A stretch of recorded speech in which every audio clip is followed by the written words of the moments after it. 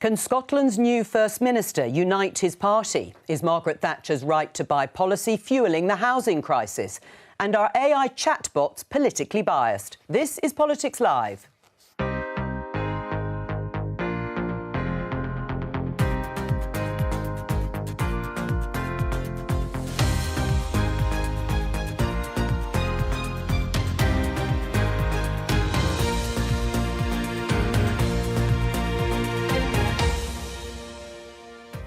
Joining me today, Conservative MP Bob Seely, Preet Gill from Labour's Shadow Cabinet, Carla Denyer, co-leader of the Green Party, and Emma Revel from the Centre for Policy Studies. Today, the Scottish Parliament will elect Humza Yousaf as the new First Minister. We are no longer Team Humza or Team Ash or Team Kate. We are one team, and we will be the team. We will be the generation that delivers independence for Scotland. But can he unite a divided party? We are now united, and we unite behind Humza. And still a space for you? Well, I would hope so. So this was your place, and now it's, look, 1, 2, 3, 4, 5, 6 places. Gee whiz. Has Margaret Thatcher's flagship right to buy policy contributed to our current housing crisis? And is Elon Musk right that AI chatbots are politically biased?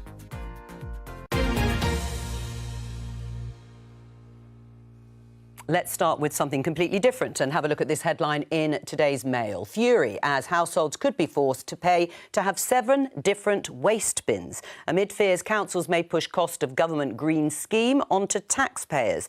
Now, this follows on from a government consultation on the issue of recycling. The government wants to encourage more of it and try to address some of the disparities across authorities in England. Let me start off by asking you, how many bins do you have currently? I was thinking about this on the way here. I have a green bin, I have a black bin, I have a cardboard bin, don't always use. That's 3. And I have a caddy.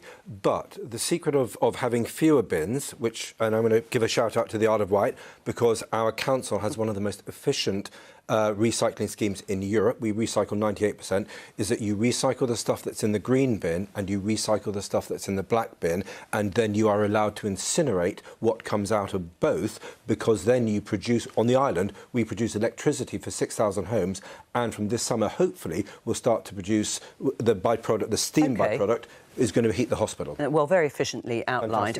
So you've got 4 bins? I have got 4 bins. Would you like any more? No, I'm very happy with just 4, and I think the simpler you make it, the better, but you need to be able to recycle the black bin and the green bin, and that's why the Isle of Wight does it so brilliantly. Preet, do you think people need more bins? How many have you got? Well, I've got 4, but imagine if you live in a rural area, you could probably have 7 bins. But of course, if you live in a terraced house in the city, where on earth are you going to put all the bins? And you've got to really look at cost versus impact. So councils are saying this is going to cost a lot of money. It's about actually changing behaviours. Is it really going to make the impact that it's going to have? I mean, local authorities have a huge amount of cuts, and actually Labour-run Wales has done really well in the last 10 years. They've seen an increase of people from 4.8% to over 65%. So some of this is about shifting behaviour, but actually, does it make the difference? Because it's less than 15% that household waste actually contributes in terms of, you know, net zero. And so actually, should we be doing more around plastics? That's certainly what Labour would do. I mean, if you want to encourage people to recycle more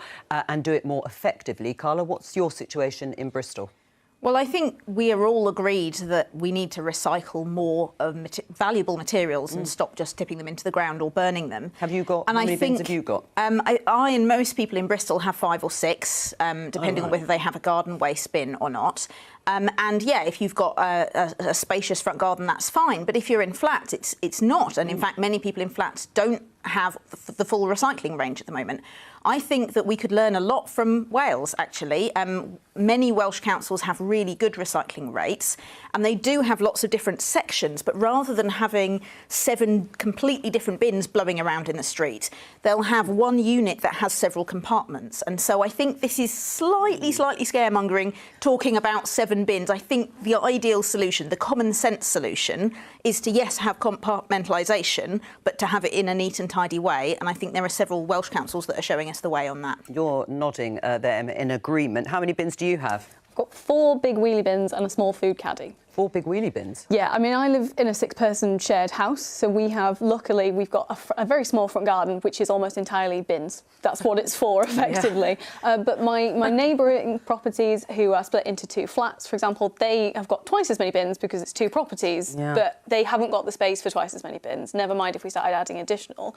And if you go around the corner, they don't have front gardens for those terraced houses. The street is full. You couldn't get a wheelchair, you couldn't get a buggy past them. It's just full of bins. So I think we need to consider not only the cost for councils and households, but the practicalities of where they would go. Do you agree with that? Oh, sorry, go on, Carla. I was going to say, recycling is important, but what's even better than recycling is not producing that waste in the first place. So, of course, there's work being done in the Scottish Government at the moment about a deposit return scheme which will stop things getting into the waste stream in the first place. Yes, although I think that's run into a certain number of problems. Sadly, incredibly unsuccessful policy. So it'd be nice if they actually... Well, it's being blocked by the Conservative Government. But I think that's a little bit different to... Well, you were muttering it's easier said than done. Why is that in general as a the principle? more bins you have, the more frustrated people are going to get because they've got lives to lead. So the simpler you make the scheme, the better. But for that, you need to be doing 2 things. You need to recycle the black bin stuff if you've got the capacity, and that means investment in plant, and you need to be able to incinerate safely so you don't pollute the world, but you turn that incinerated material into electricity and byproducts as well. But you're making the public actually pay for an initiative that you actually should be supporting the public to actually recycle, change their behaviours, because councils have faced huge amounts of cuts and people are going to have to pay for recycling. I don't understand the argument. We have a very competitive... Well, people are going to have to pay for their bins. They're having to start to pay for the green bins now because of the cuts to... You are paying for garden waste bins in a lot of areas. I mean, yes, you're making people pay for the very thing that the government needs to show leadership on. Well, Labour councils... Labour Wales is showing the leadership. I'm sorry. OK, when it comes to recycling, let's have some facts here. The worst recyclers in Britain is the Green Council in Brighton. The best recycling across Britain is done by Conservatives who are way ahead of Labour councils when it comes to recycling. All right, well, you've made quite a charge. Go on, then. What's your view of it? Well, no, I'm going to disagree with that because, as we've just heard, Labour in Wales has just shown that if you invest and if you do it properly and you take the public with you, over 65% of people are recycling. We've got so much more to do on this, and the government can't just make people pay. Either let local authorities, 100% of people in the Isle of Wight are recycling. Well, what's the population of Isle of Wight? 140,000, but we're all recycling. Right. What about Brighton? Well, I think that often how well the recycling works is a function of what kind of housing you have.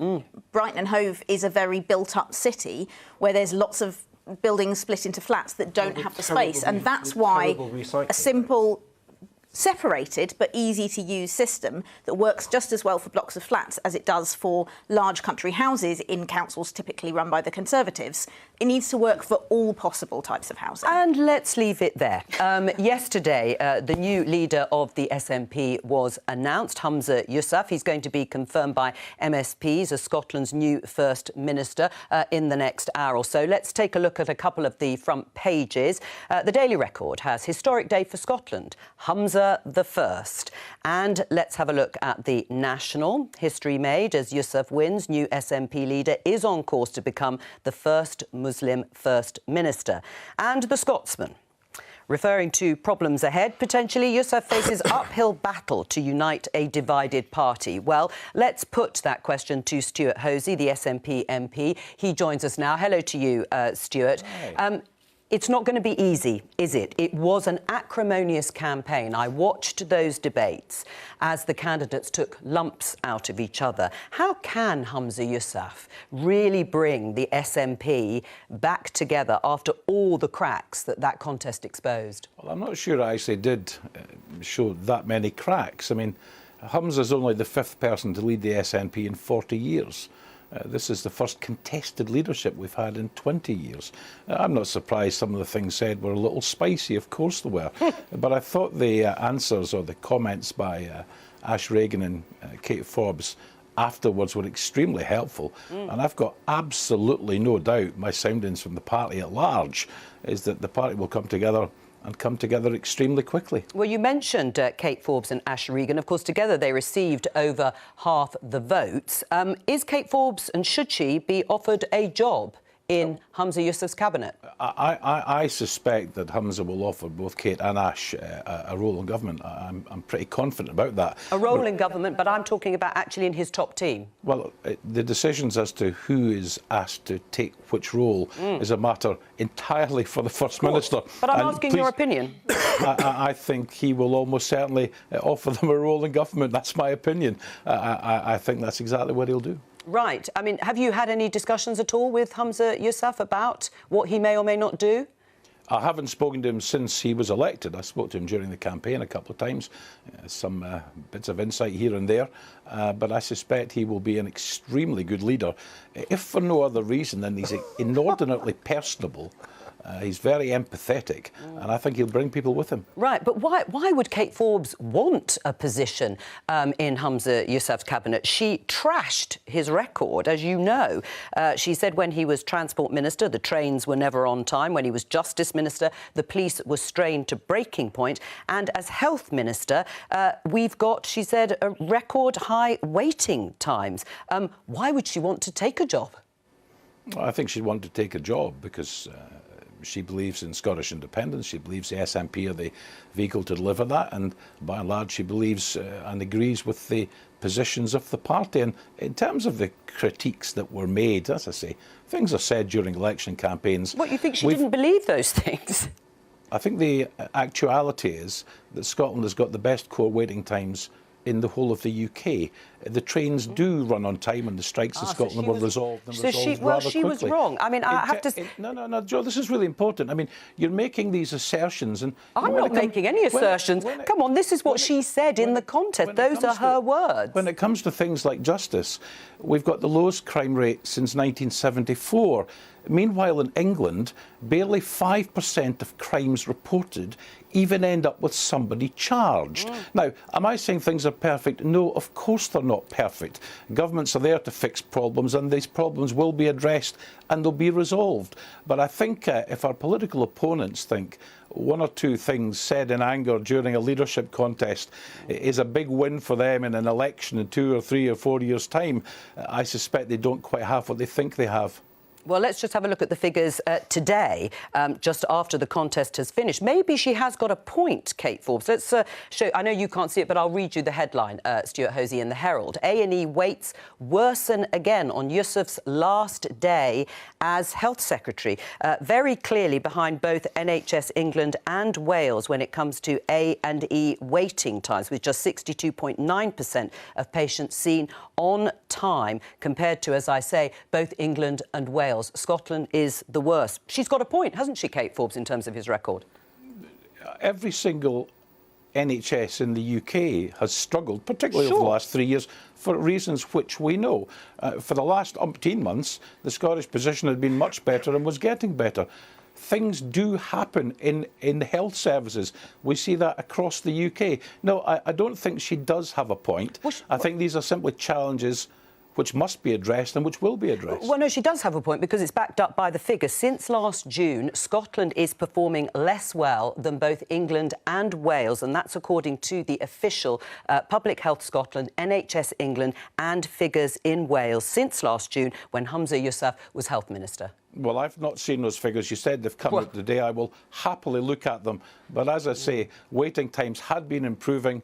The waiting times on many other metrics in the NHS in Scotland were the best of all the NHSs in the UK. It's not without its challenges, but those challenges are there to be addressed, and they will be addressed. Yeah, maybe Kate Forbes can have the role of Health Minister in Humza Yousaf's government. When it comes to the issue of independence, the core of the being of the SNP, what is going to be Humza Yousaf's first step? Is it going to be putting in another request for a referendum, another independence referendum to Westminster, which they've already said they'll decline? Well, he seems to have said he's going to make the request a Section 30 transfer for the powers to hold the referendum. I think that's a sensible thing to do, not least because the Scottish Government, the SNP, has a mandate to hold a referendum. But more importantly than that, he said during the campaign he intends to bring the party together and the wider Yes movement, so we can consider in detail, with all the nuances that you can't do on television, all of the various routes by which we might get to independence. And I think the conclusion of that will be very instructive about how we campaign, whether we simply go for a referendum, whether we run an election as a de facto referendum, or perhaps whether there's some other route. I think the conclusion of that, hopefully in short order, will determine exactly the route to independence that Scotland will take. Right. I mean, just before I come back to you on that, Bob, on the Section 30, on asking, again, Westminster for an independence referendum on the electoral wins and strength of the SNP, do you think Westminster should reconsider? No, I don't. It was pretty clear during the election or the referendum campaign, and Nicola Sturgeon said herself that it was a once-in-a-lifetime vote. That was it, according to the SNP's leadership. And I just wish not only the SNP, but actually the media base in Westminster, if you look at the Scottish people, what they actually want, all the polling suggests that independence comes 7th, after a whole bunch of things, crime and health and all the stuff that Humza Yousaf has done really badly, and all the stuff that the SNP has failed miserably on. So again, we're obsessing about something that doesn't obsess the Scottish people, only the SNP. And I wish the SNP would get back to actually trying to govern a lot better than they have. Well, you would say that because you're a unionist, but Stuart, what's your response? Well, my response is that the SNP have won the last elections, 8 elections in a row in Scotland. We've won mandate after mandate. The opinion polls do bobble about around the 50% for and against independence. I think Bob Seely is absolutely wrong.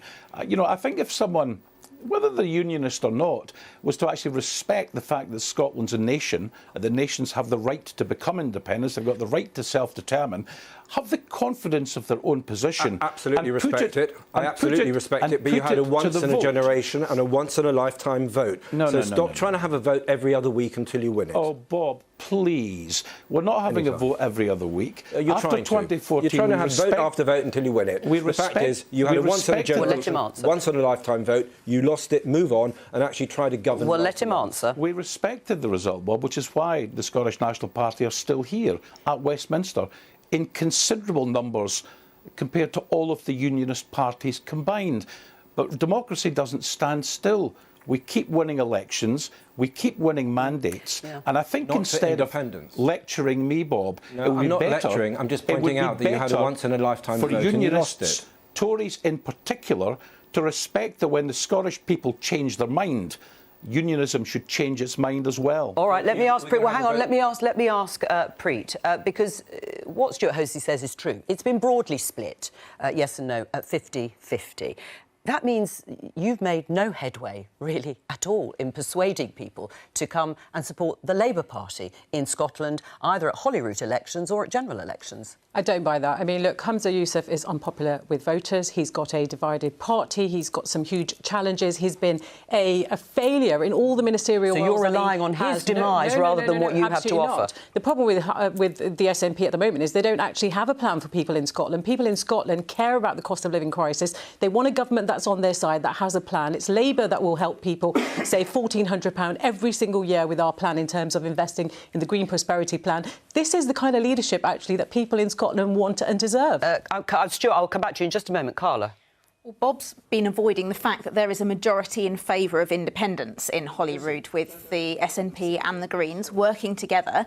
And actually, that government has already been tackling the cost of living crisis in Scotland. They've brought in a suite of fantastic policies, including free bus travel for all young people, a massive investment in making homes more energy efficient, getting off coal, getting off fracking, you know, environmental policies, social policies, really looking out for the people of Scotland. Shutting down oil and gas. We need gas for another 10, 20 years. You're shutting down supply in this country. You're trying to. This is a disaster. It's economically a disaster. It's a disaster for jobs and a disaster for energy security. Actually, they've been doing a lot of work on what's called a just transition. So that's helping workers in the oil and gas sector to move to greener industries.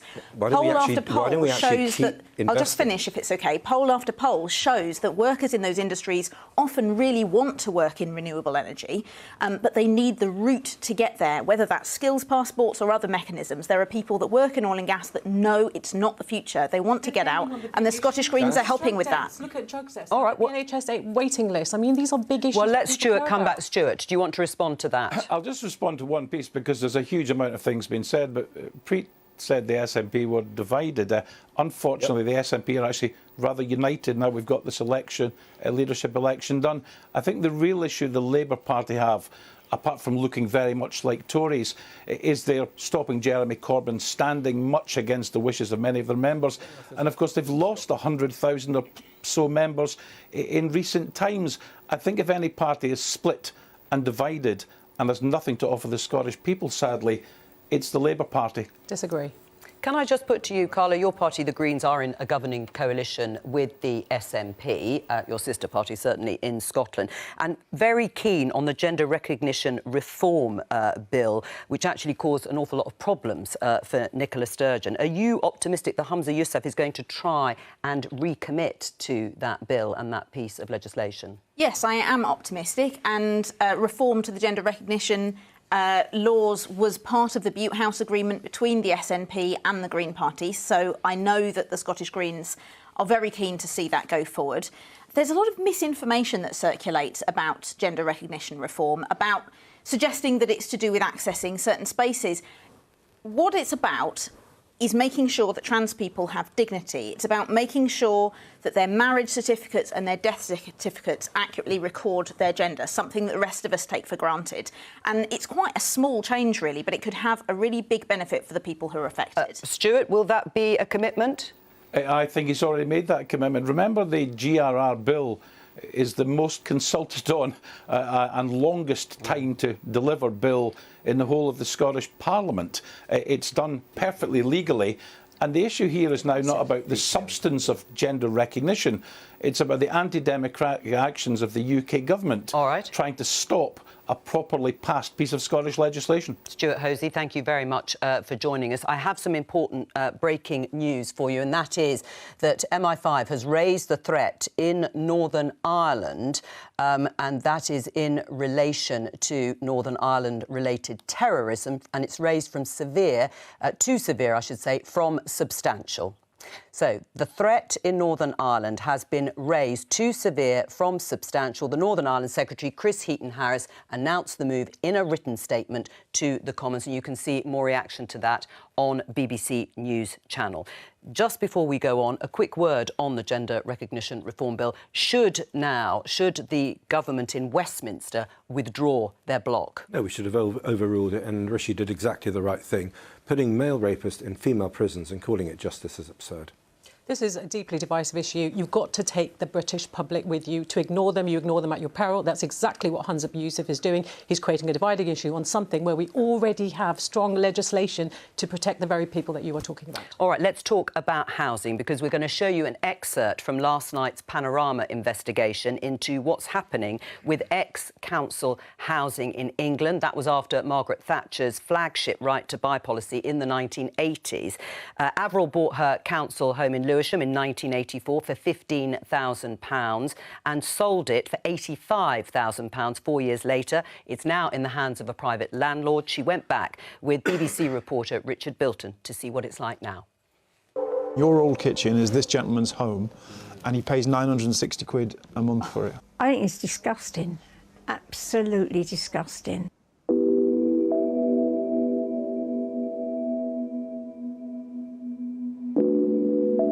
What was once a family home is now 6 bedsits and a lucrative business.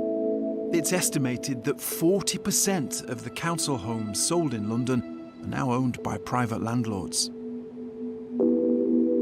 I feel very sad it's ended up like this, because it's horrible. Has this shown that the right to buy policy has been a failure in the long term?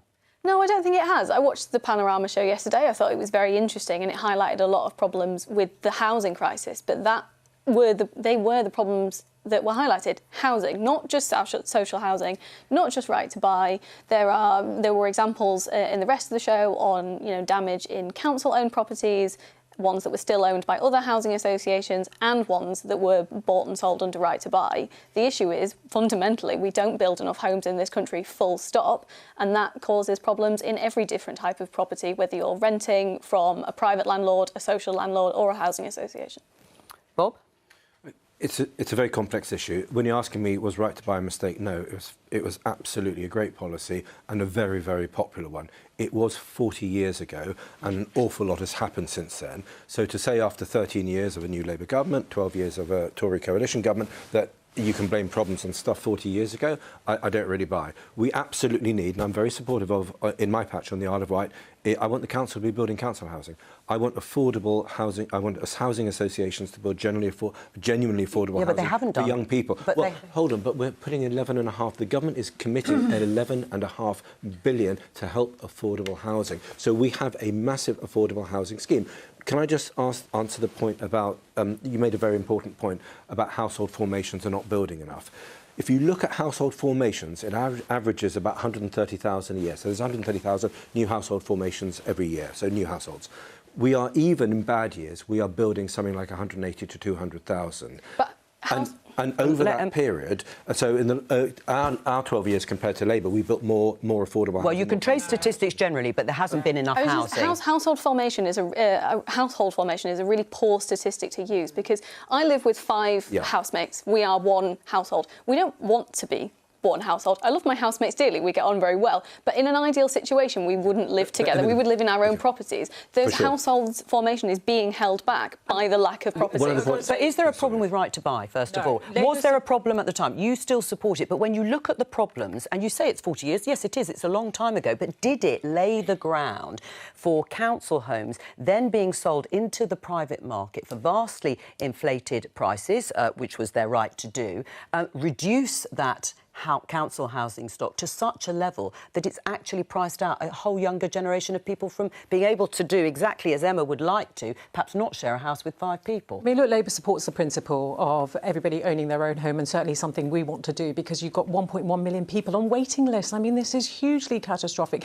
It's because the government has failed to build more homes. The thing is, if people buy, you've got to replace what you're selling with stock. And, of course, our stock is really old. But we have got no ambition from this government. It doesn't actually have a plan in terms of saying we need to build X amount of homes, but also what about homes for older people? So thinking about how do we unlock bigger properties? What kind of homes do we actually need that are fit for the future? And the thing is, you know, it is not right that people, you know, first-time buyers don't actually have access to the market. They're outpriced. This is something Labour will absolutely address. I completely agree, and I'll give you an example, because I know my patch, I know the housing market there. For 50 years, we have not built for young people on the island, regardless of what government and, frankly, what the colour of the council was. And so what we need to do, and one of the things I did during the planning... Let me just make a point. One of the things, I don't know, one of the things that I did during the planning...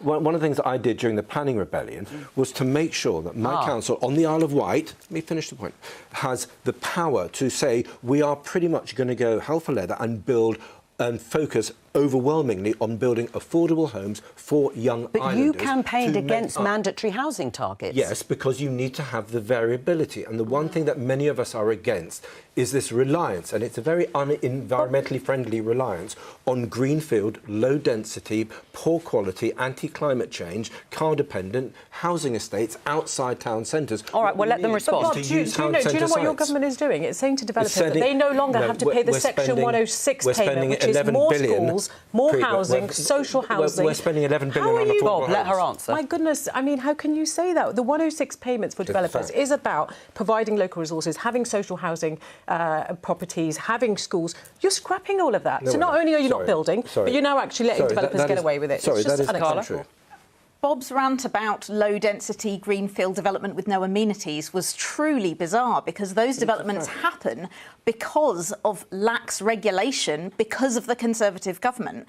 We hear in rural areas where Greens are getting lots of councillors elected in places like Suffolk and Herefordshire, the frustration with massive 4, 5, 6-bedroom homes with double garages, but with no schools, no doctors' surgeries, no way of getting anywhere without reliance on a car. That's all happening because of Conservative national government policy. That we want to change that policy.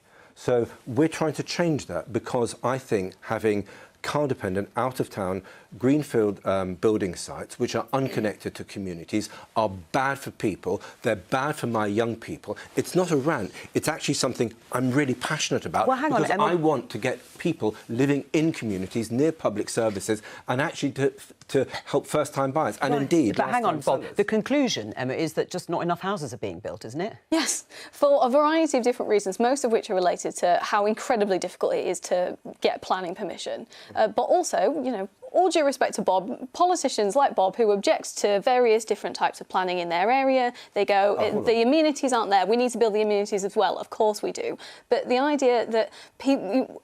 It doesn't matter, really, how beautiful you try and make it. There was always someone who's going to say, not here, this isn't the right place, we need to build on brownfield. We don't have enough brownfield as a country. A lot of brownfield is not suitable for housing because it used to be a petrol station or a factory, and the cost of cleaning it up would be, you know, would push up the price of housing. We need to build more Let me let houses. Carla in first, and then I'll come back to you.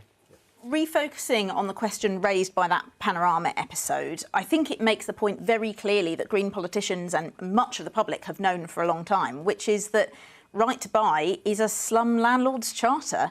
A significant proportion of former council homes in London, as the documentary showed, are now private rented and often in very poor quality. And that's why the Greens think that Right to Buy has to go. It's one of the many problems with Right to Buy is that it reduces the amount of social housing in this country. We have the fourth highest housing stock in Europe. And we it's don't have much lower than it used to be. And partly that's because councils do not receive enough funding to either build new or buy new council houses to make up for the ones that are sold off. And when they do manage, they're objected to. It is reducing social housing by stealth by the Conservatives, and I'm actually quite disappointed to hear that Labour support it as well. Right, and why do you support it? No, we support because the principle of people being able to own their own property is absolutely the right one. I mean, but the thing what we're seeing is that properties are now being turned into bedsits and flats. You know, mould, damp, the conditions that people are living in are absolutely awful. HMOs are being set up where vulnerable people are being placed without any support. The government's failing to bring any regulation. It talks the talk all of the time, but it's happy for people to be put into substandard accommodation. Well, I think it's okay. You were singing the praises of the Labour government in Wales, where actually they've decided to scrap Right to Buy. Well, they did it in 2019. Was that a mistake? Well, I mean, obviously it's about the money that they get from central government in terms of being able to afford to buy new properties, you know, to build more new properties and have more housing and replace its old stock. And of course, this all comes back down to funding. If you strip councils away from funding, you really, you know, you're not going to get the house built that you expect. And now you're impacting the social housing association sector because now you're extending Right to Buy within that. OK, well, you seem a bit confused about whether you support Right to Buy. No, I support the Right to Buy. I've made it very clear. The principle is absolutely right. Would you support it being extended, which is what Boris Johnson had recently suggested when he was Prime Minister? It hasn't happened, and that was 2 housing associations. I would actually, but let me hold on. But I will be more specific about that. Firstly, when it comes to investment in affordable and social housing, the government's committing £11.5 billion for a massive expansion of it because we understand we need to get building. It's a question of building in the right places where young people want to live, which is not some out-of-town housing estate. When it comes to Right to Buy, I support it. In my patch, I want flexibility for councils and local communities to make their own minds. What I want actually is Rent to Buy, because we have a limited housing stock on the island. We need to get young people into their first homes. We then need to support them as they build up a deposit, because it's the deposit that's very often the critical bit. And when they build up a deposit, they can go out into the free market and buy a house. But it's getting that young people to be able to If I go back to the excerpt there in the film, one of the tenants in that house divided into 6 bedsits was paying £960 a month to the private landlord. So we need to get building, and that's why building, or should there be rent controls? No, sorry. OK, everywhere there are rent controls, it sounds nice, and it's a great line for a politician to say more power to the state. Let's have rent controls. If you look at the facts on rent controls in New York, in San Francisco, in Germany, and Sweden, you have less investment in housing. So if you think you've got bad housing now, if we had rent controls, it would be much worse. Carla? So actually, you need a vibrant private sector, and it's about making sure you get investment into that sector so that people have a choice. Carla? There is a place for private renting if it's a choice. But the trouble is that there's a generation of people who cannot afford to buy ever. They are trapped in private renting, paying off somebody else's mortgage rather than their own, with no prospect of ever being able to buy because the rents are spiralling and bear no relationship to incomes anymore, especially in cities like my home city of Bristol, where rent is a real issue, and where I seconded a motion to Bristol City Council earlier this year in the support of rent controls. Now, currently, councils don't have the power to bring in rent controls, but this motion was about lobbying government for the power and doing the legwork locally now on how it could work. And I'll just finish. There are many different ways to skin a cat. There's lots of different ways to do rent controls, and there's a lot to be learnt from ones that have worked well, ones that have worked slightly less well. The worry is... It can be tailored. It can be tailored to the local situation, and that's why, rather than doing it nationally everywhere, we want to give councils the power to bring that in where it's needed. Emma? Rent controls do not address the underlying problem that we do not have enough housing. If you live in a property that becomes rent controlled, fantastic. You know, you've saved money, the worry of it increasing is gone. If you need to leave that property, then you have a problem. It only works if you are in a property that is suited to your needs. If your family breaks up, or you want to have children, or you want to move into with someone, you have to move out of that rent controlled property. The properties that are not rent controlled, massively more expensive. You have examples, international examples of, you know, the wait for a rent controlled property in Stockholm is 11 years. You think social housing has a long waiting list. Rent controlled properties are even worse. The problem is we do not have enough homes. We need to build. On that, I'm going to move you on to this headline in the Mail on Sunday. It says Google AI accused of left-wing bias. Tory MPs fear revolutionary search tool will dent their election hopes. Now, this relates to artificial intelligence chatbots, software used to conduct an online chat conversation. The newspaper says that the Google Bard chatbot condemned Brexit as a bad idea, described Jeremy Corbyn as having the potential to be a great leader. That came after reports that Twitter owner Elon Musk thinks artificial intelligence chatbots are too woke. Are they biased? Well, look, some of the evidence suggests that they are, and some of the academic, more importantly, some of the academic research shows that AI is either getting programmed people with left-wing opinions, or maybe they just look at different bits of the internet that give them the answers of a left-of-centre kind. More generally, I am worried about freedom of speech in the 21st century, whether it comes from the Communist Party in China shutting down freedom of speech absolutely in their country and oppressing their minority populations, or whether it comes from big search engines and the social media companies kiboshing debate on COVID. And I'm not talking about conspiracy theories. I'm talking about stuff like where the origins of the virus came from.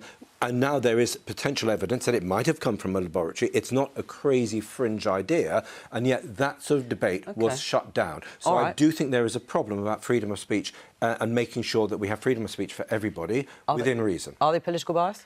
I think they're definitely biased, but we've got to be clear, what are they actually for? And this is where the government has really been absent in terms of really holding the social media companies to account. The online social harms bill is coming through.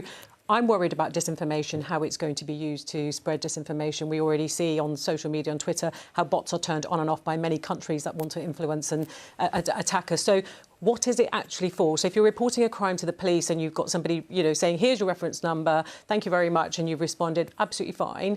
But you know, and also, let's not forget, in certain countries, there's legislation. So why are the bots not actually sharing information that's actually accurate and reflective in terms of that country and what it actually means, rather than sharing their concerns and their woke issues on some of these issues as reported? Let's talk to Zoe Kleiman, the BBC's technology editor. Why might AI chatbots show political bias, Zoe?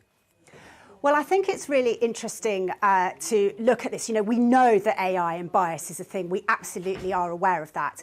The reason is that it gets its information from the internet. The internet itself, as we know, is full of misinformation and also full of bias. So, you know, in the case of, for example, I think the Mail on Sunday took the example of Brexit, and it asked ChatGPT whether Brexit was bad, and it said that ChatGPT replied that it was. Now, you have to bear in mind that people tend to complain about things more than praise them. It's quite possible that people who are upset about the Brexit vote are more likely to be more vocal about it on the internet, and therefore there might be more negative stuff about Brexit on the internet than there is positive stuff. And that's where ChatGPT is getting its knowledge from. However, you know, it is absolutely up to the companies ultimately that create these chatbots to make sure that they are not being biased, and that they are able to understand that what the information that they have isn't necessarily the information that is correct. I asked it myself, by the way, and I couldn't get it to give me an opinion. It gave me a list of pros and cons given both sides. Right, so it could be down to the sort of programming of these things, and also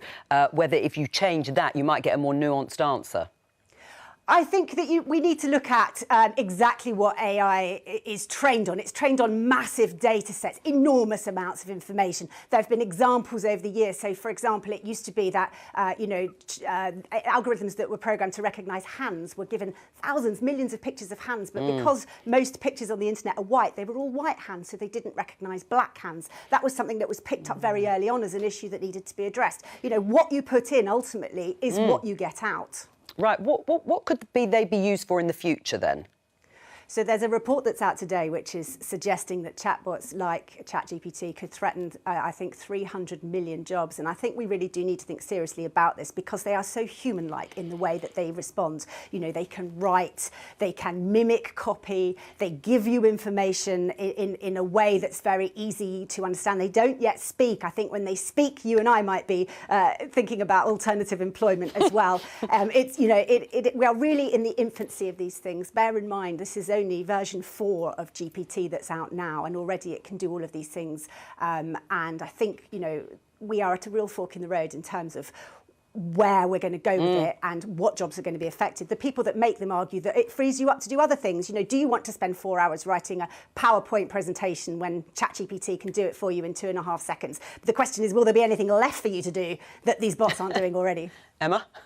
Well, I think it's really interesting because these programs do what they're programmed to do. So, you know, humans are biased, we have biases naturally, and, you know, we therefore put them into the programs that we create. I think from what I understand, the Microsoft one is, will give you an opinion if you ask it to, but the ChatGPT, sorry, I got this wrong way around, but the ChatGPT won't. It gives you a very neutral sort of pros and cons. Even if you push it, it won't give you an opinion. So, you know, it's something to be concerned about and I think aware of going forward, but I don't think we should panic just yet. Well, as Zoe said, this is a well-known phenomenon in AI, but actually in technology generally. There was a case a few years ago where automatic soap dispensers were not detecting the hands of people of colour because it wasn't reflecting the amount of light they'd been programmed to expect. That's a real-world example of where the biases of people writing the software that operates the soap dispenser in that case, or in the case of AI, it's simply the text that it scrapes off the internet to learn from. Humans are biased. Unfortunately, we can do what we can to tackle that, but we are, and therefore the software learns from us and carries that bias through. Was this bias, Bob? This made us laugh. Your local newspaper, Meta's new AI chatbot, thinks Bob Seeley isn't very nice. It's an alt-left blog, and I'm in reality... It could have said worse. It could have said a lot worse. In reality, I'm super cuddly. So, but look, I mean, if nothing else, if chatboxers think that Jeremy Corbyn is going to be a great leader, they've obviously got a sense of humour. What can I say? Preet, is this something to be embraced? I mean, not that Bob Seeley isn't very nice, but in general, or do we need to change the people who are writing these programmes? I think, look, it's a really exciting opportunity in terms of technological advancement, jobs for the future, but I think we have to be careful in terms of the biases that those creating them are able to install in them. So should they be focused on fact, regulation? I think it's really important. The Online Social Harms Bill, we all want to hold the government to account. You know, it can say, oh, we're worried and it's, you know, leading towards this side or the other, but actually, what are you going to do about it? I mean, that's going to be the crux of it. Well, Michelle Donnellan has said trust the bots. She's the new Science Secretary of State. Should we? No. I disagree. I'm afraid I disagree with what she says on that. Oh, right. So you don't think that we should embrace it. Why not? Well, let's embrace it. But the idea that you trust AI, I know you've always got to be questioning the stuff and you've always got to be making sure that we can continue to live in a human-centric world where we value human life and bots are there to support human life in the long term, and artificial intelligence is there for human freedom. 21st century, look, the bigger picture when it comes to geopolitics... Is it inevitable? 21st century, there is going to be a battle between two visions of humanity. There is going to be authoritarian states who are going to be using AI and big data to oppress people, and there's going to be our open societies, and we have to use AI and big data to enhance human life. Preet? Well, absolutely. I think, you know, it's the point that I made earlier. You know, yes, of course, it's exciting and, you know, this is an opportunity to think about ways that we can use it positively, create good jobs. We're quite way behind on that, but it's going to need regulation. It's going to need very stringent regulation. So that's what a Labour government would do. Absolutely. We've got to be clear. What is it going to be used for? As you say, geopolitical actors, disinformation. These are the kind of threats and risks that we've got to be... Well, that's all we've got time for, I'm afraid. You'll have to hold it for another day. But thank you to all of my guests for joining me today. I'll be back tomorrow, of course, on PMQ's Day at 11:50. From all of us here, bye-bye.